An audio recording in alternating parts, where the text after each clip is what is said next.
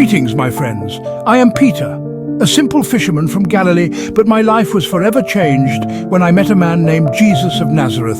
Let me tell you my story.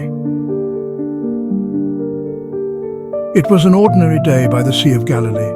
I was tending to my nets, as I had done countless times before. That's when he came. Jesus, he called out to me and my brother Andrew. Follow me, he said, and I will make you fishers of men.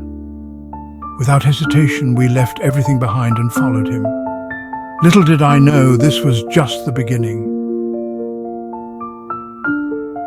One night, as we were out on the lake, a storm began to rage. Through the wind and the waves, we saw him, Jesus, walking on the water. My heart pounded as I called out to him, Lord, if it's you, tell me to come to you on the water.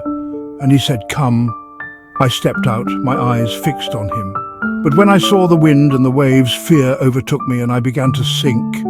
Lord, save me, I cried, and immediately he reached out his hand and caught me. You of little faith, he said, why did you doubt?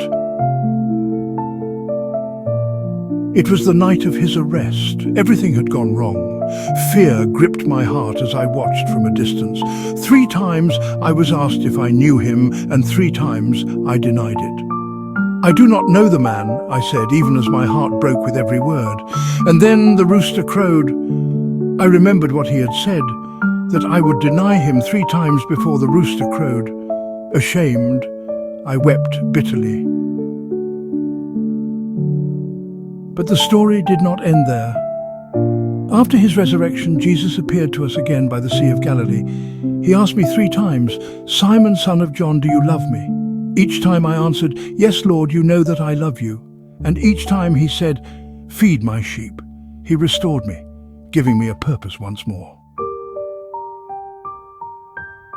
From that day forward, I dedicated my life to spreading his message.